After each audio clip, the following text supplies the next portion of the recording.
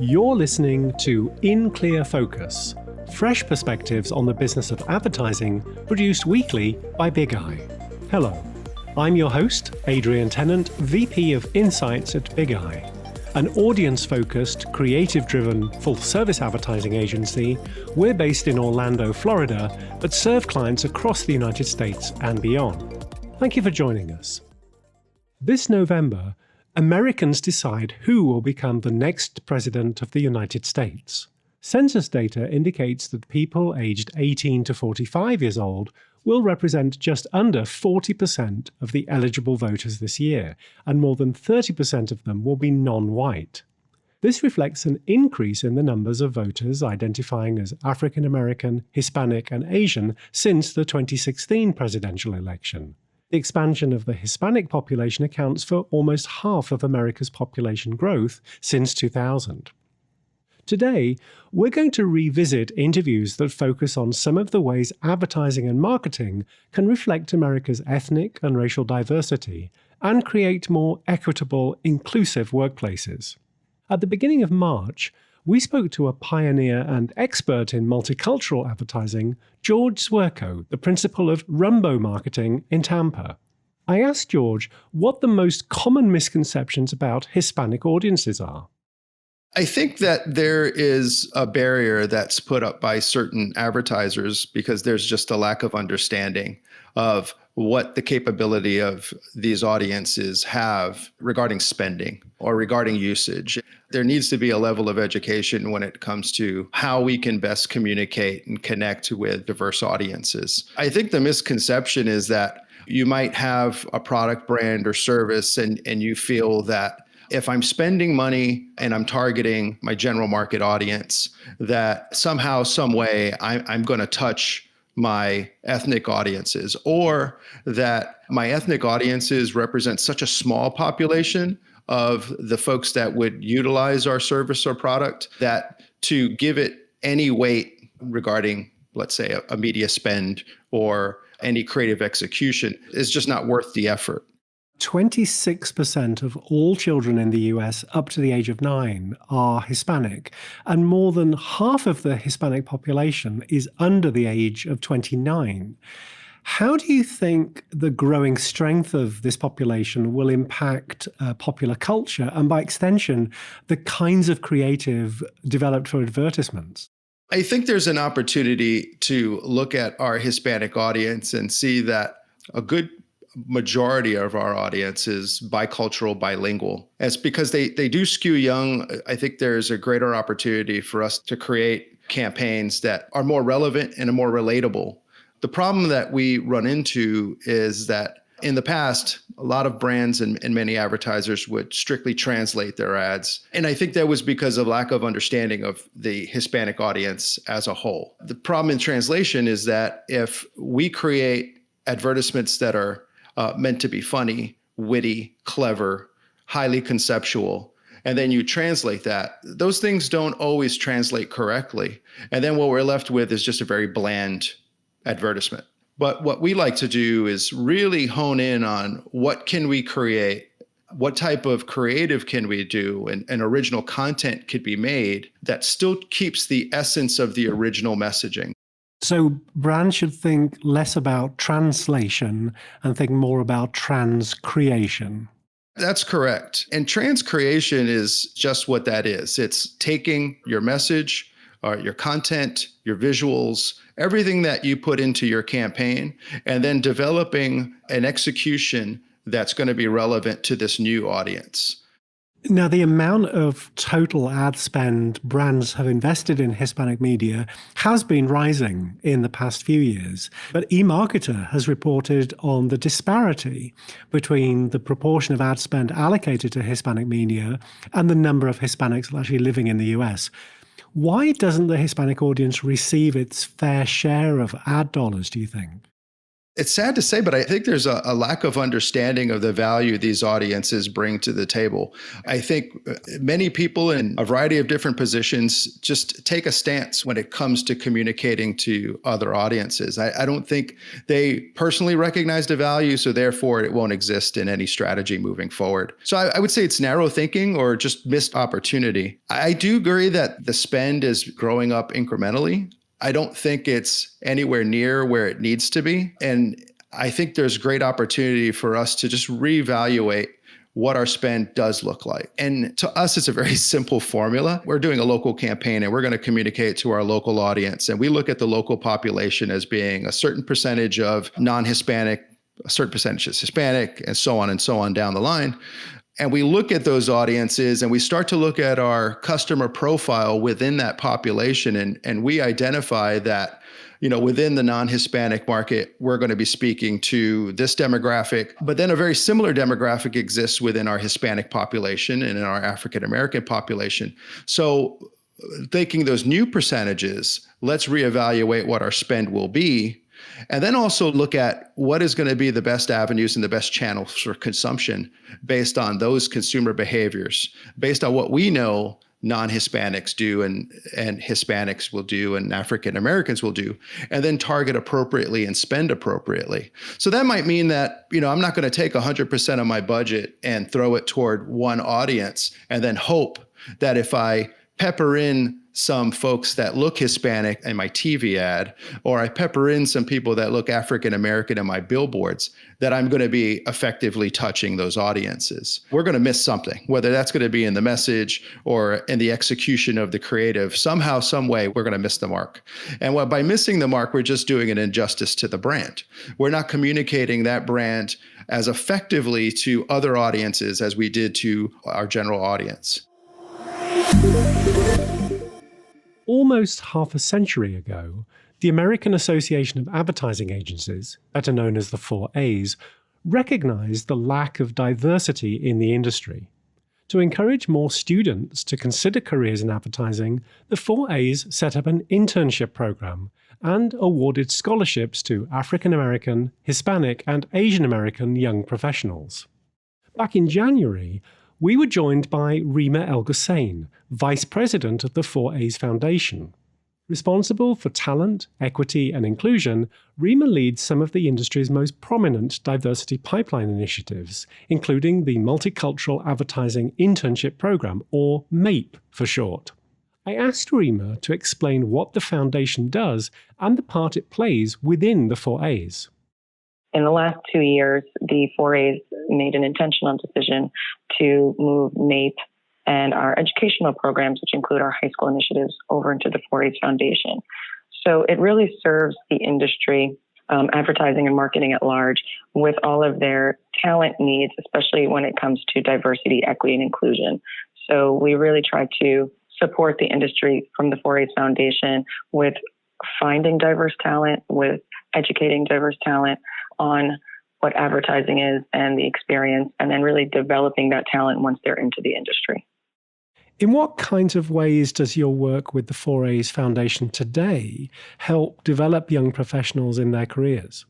We do it a number of ways. Within our educational programs, we partner right now with 2 high schools in New York City that are predominantly students of color that actually have an advertising track within the high school programs. And so what we do for our high school students is we try to immerse them into the advertising industry. We connect them with speakers and experts in the industry to share insight. We host events and competitions for them so that they can understand what it's like to get briefed by a client and to do pitches. We train them on what every discipline is in the industry and really try to help slowly build a network for them while they're in high school and show them opportunities to be able to major in advertising and have internships throughout their career.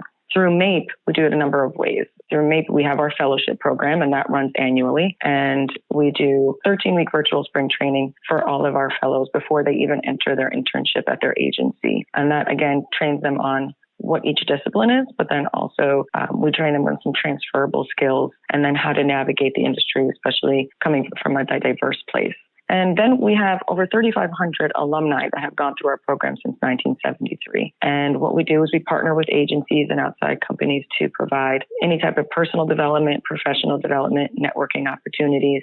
Fantastic. Now, can you talk a little bit about the process for students who may be interested in applying for the 4A's MAPE program? So around end of August and into mid-October, we host applications for students to apply to be part of our program. It's for juniors, seniors, and grad students across the country. And it's a pretty extensive application process. And we ask for essay questions, video, letters of recommendation, and really just want to understand, what their interest is in the industry. We then give them a screening process. We do coach them on interview tips and prepare them through the process. And then we have our community of volunteers in the industry that really support our initiatives who will interview them. And once they pass through all of those stages, they then become finalists. At that same time, our agencies are applying to host fellows for the next year. And then we have a huge selection kickoff where agencies will then make offers to their favorite finalists. And they place an offer, and that MAPE finalist has the opportunity to accept or decline. If they accept, and it can be anywhere in the country, then they are now become a fellow. Once they become a fellow, we actually support the agencies by taking care of housing and travel, and then again, onboarding them with that spring training and an orientation to get them really immersed into the program before they even enter their internship. Specifically thinking about job candidates and young professionals, do you see any generational differences in how today's young professionals, maybe just starting out in the industry or have 1 or 2 years experience, how their career decisions contrast or compare to older, more established workers? Absolutely. They are thinking of things that I never thought of when I was their age. They are thinking about what are your mental health and wellness programs that you have established at your agency. They're thinking about even things that might not even matter to them early on, but like what are your maternity and paternity leave programs? What is your work-life balance? They are thinking of things that are important to them that, I'll be honest, like at 37, I didn't think of when I was their age. And they're holding agencies a lot more accountable. They're looking at agencies and saying, what can you do for me? Not just what can I do for you? I would say when they first get into the industry, there is still that same fear and desperation of finding a job. In a lot of places, especially for our community, as young people of color, there's this fear of being able to find a job. But the questions that they're asking are very much different. They're not just what are the hours and the salary and the insurance benefits. They're also just asking about the experience, the environment. Do you have any diversity and inclusion initiatives? Do you even have D&I lead? What programs do you have that can help support me? Do you have mental health? Do you have employee resource groups? And do you have professional development opportunities? These are questions that they're asking, and they're also not afraid to be able to leave at a faster rate than, I would say older generations. They find a company and they want to stick with it for a long time. I think the young professionals now are saying, if you're not putting into me, I'm okay with getting up and finding a new opportunity. And so I think it's definitely forcing agencies to think a little bit differently about what they're providing to their employees. Let's take a short break. We'll be right back after this message. I'm Karen Hidalgo, Associate Account Manager at Bigeye. Every week, In Clear Focus addresses topics that impact our work as advertising account professionals. For every engagement, we develop a deep understanding of our clients' prospects and customers. By conducting our own research, we're able to capture consumers' attitudes, behaviors, and motivations. This data is distilled into actionable insights that inspire creative brand building and persuasive activation campaigns, and guide strategic, cost-effective media placements that really connect with your audience. If you'd like to know more about how to put Bigeye's audience-focused insights to work for your brand, please contact us. Email info@bigeyeagency.com. Bigeye, reaching the right people in the right place at the right time. Welcome back. You're listening to a special edition of In Clear Focus, reflecting on the state of multicultural marketing. In April, In Clear Focus featured MAPE alumnus Darius Lana. Currently Associate Director of Marketing and Strategic Initiatives at the online education division of Pearson, based in Orlando, Darius is something of a Renaissance man, an advertising practitioner, business strategist, and marketing educator. I asked Darius what led him to the 4A's Multicultural Advertising Internship program. I learned about MAPE from my advisor, Joan. Actually, it's very interesting. They had 300 openings for MAPers, and I got the one public relations gig out of that. And I was already kind of heading in an advertising direction at the time. It was like, advertising, copywriting, art direction were kind of the sections here. And they put me in the public relations piece at Golan Harris in Chicago. And it's now just Golan.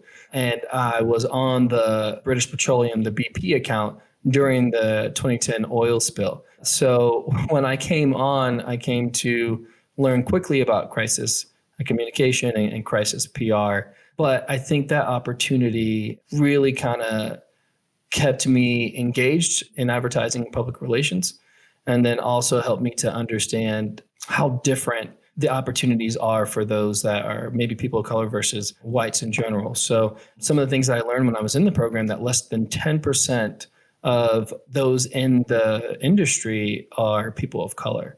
And I love MAPE because it's one of the few programs that are focusing on changing that to match the diversity of the audiences. So as we start to see more people of different colors and different backgrounds, more prominent throughout different industries and different areas, we need to understand how to better appeal to them because they spend money as well.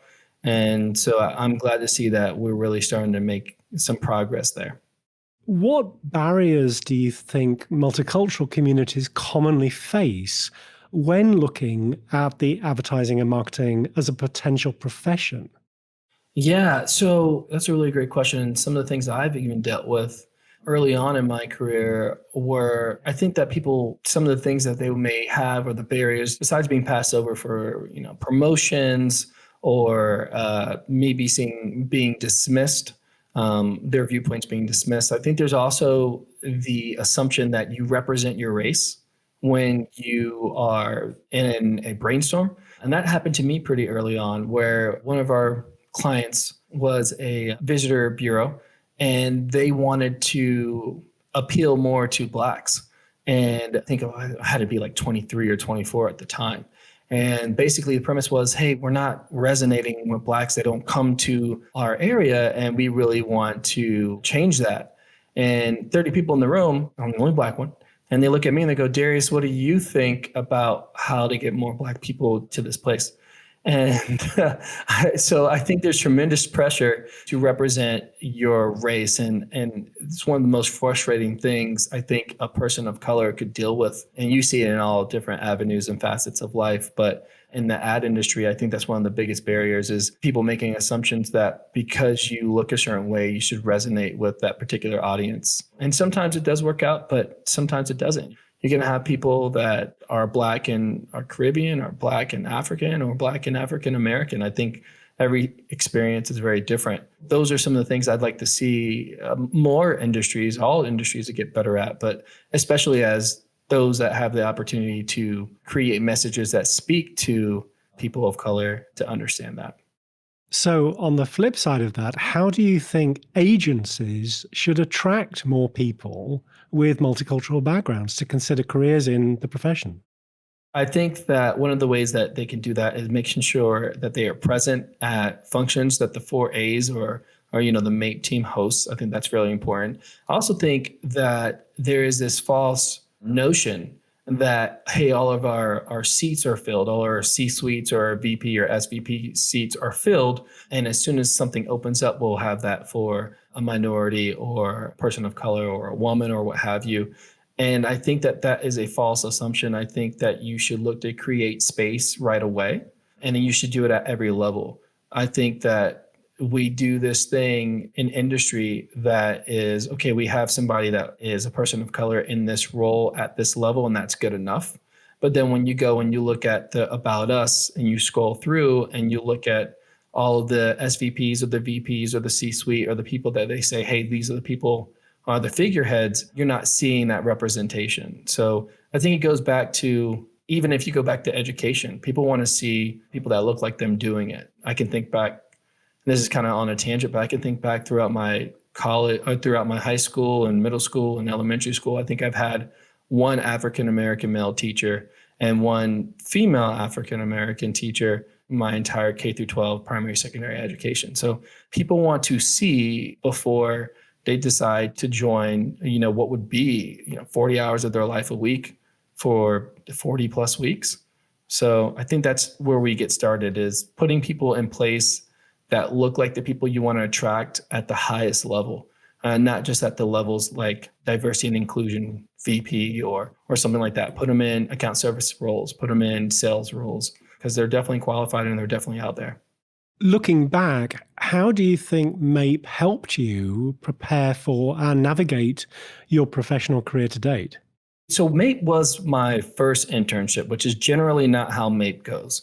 MAPE is typically for people who are about to graduate or on their second or third internship. And so MAPE was great in a lot of ways. It was my first introduction to a big city. I was in downtown Chicago during the summer, which was great. It's amazing weather. But I had to make a lot of grown-up decisions very quickly. I graduated early, so I was even younger. I was 19 when I was in Chicago. But also, I think that there's a lot of things that you think coming out of a program into quote unquote real life or real scenarios that I learned, kind of the hard way. There's a lot of things that I took away that maybe that I wouldn't have had I gone to a different setup. So, just interning in general helps with that.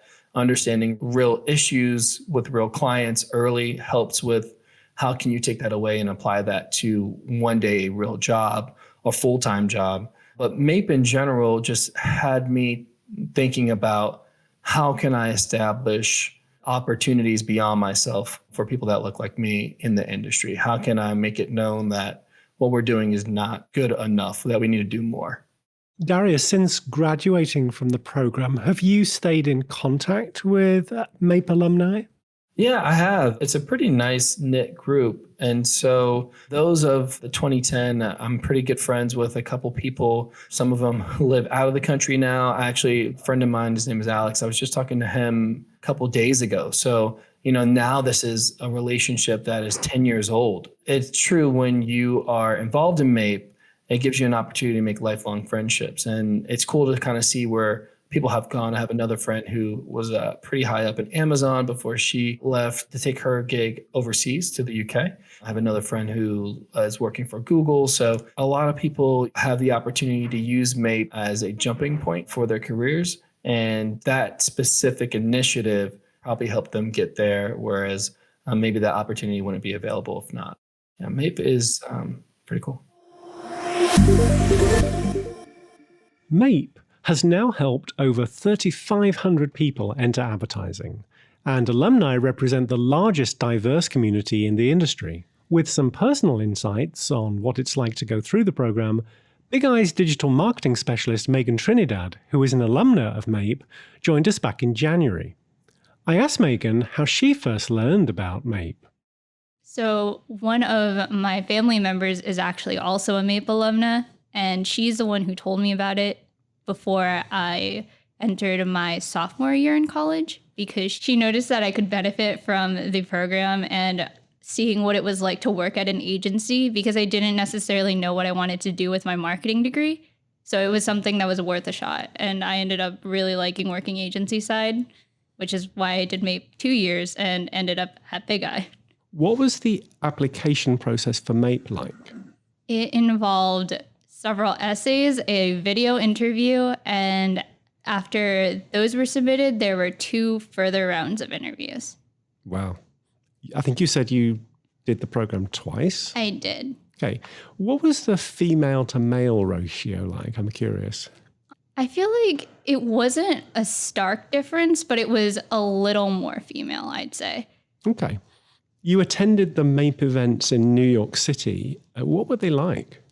I feel like they were a really good experience. We got to go to several agencies, like there were large agencies. We went to Wyden and Kennedy, I believe.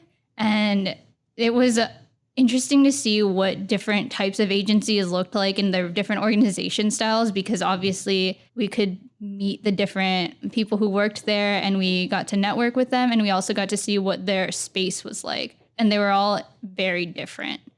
Now, it sounds like there was some competition amongst agencies for interns on that MAPE program. Where did you intern? The first year when I was in New York, I was at MEC, which is now Wavemaker. And the second year I was in Chicago at Mindshare. So what did you personally feel were the most valuable lessons you learned from each of those internships? To be adaptable. To be honest, when I went through MAPE, I was selected to be a media planner. And media planning wasn't my first choice. I wanted to be a strategy intern because I mentioned earlier that I have a research background and I wanted to see what that was like to apply in an agency setting.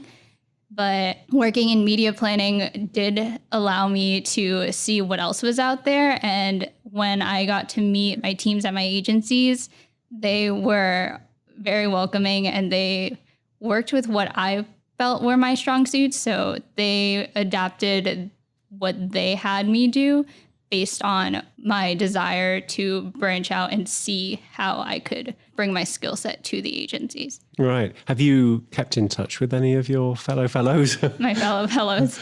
Yeah, actually, I made really good friends during MAPE. That's another thing I really enjoyed. Most of you guys are strangers when you show up to your host city. And since you live together, you get to make some really good friends. I made some of my very closest friends during MAPE. Unfortunately, now they live across the country, but... Well, at least you've got people you go visit and possibly crash on the sofa, what I say. Right? Maegan, would you recommend the program to others looking to enter the advertising industry? Oh, absolutely. Even interns here, if I see that they have an interest and they're qualified to join the program and have an interest in specifically some of the disciplines that they have offered through MAPE, I talk to them about the program and tell them about the application process and what I went through. And if they're interested, I offer to tell them more about my personal experience. And I was a MAPE ambassador at UCF before I graduated. So I feel like I want to be a resource for other students. And if they want to learn more, they can contact me. I asked Reema Elghossain at the 4As if she had any advice for smaller independent agencies seeking to create more diverse, equitable, and inclusive environments. The first thing is, how diverse is your agency? Now, I don't expect agencies to share their numbers, but what is your first goal? Is it one, hiring diverse talent so that you can add diversity to your pool? Or is it, we have the diverse talent, we want to add more, but what can we do to be a more inclusive space? And, there's definitely different needs when it comes to both. I definitely think every agency, whether it's independent, small, all the way up to the large shareholding companies, all need to continue to hire more diverse talent. So that's, I think, a problem across the board. But depending on where they are and what their resources are, there are different ways that they can make a better environment. Over the past 47 years, MAPE has not only helped to bridge the gap for diverse talent in the industry, but has also ensured that such talent can thrive. Supporting and empowering Black, brown, and diverse populations, MAPE continues to advocate for change across the industry by ensuring that everyone's voice is heard and that advertising reflects society. If you'd like to hear more, the MAPE Alumni Association recently launched a new podcast called Left Unsaid. You'll find it on Apple Podcasts and Spotify. My thanks to all our guests featured in this episode. Multicultural marketing expert George Zwierko, Principal of Rumbo Marketing. Reema Elghossain, VP of the 4As Foundation, responsible for talent, equity, and inclusion. Darius Lana, Associate Director of Marketing and Strategic Initiatives at Pearson. And Maegan Trinidad, Digital Marketing Specialist here at Bigeye. You can find a transcript of this episode along with links on the In Clear Focus page at bigeyeagency.com under Insights. Just click on the button marked Podcast. You'll also find a link to our listener survey. Please take a moment to submit your thoughts about the podcast and the kind of content you'd like to hear more of in future episodes. Thank you for listening to In Clear Focus, produced by Bigeye. I've been your host, Adrian Tennant. Until next time, goodbye.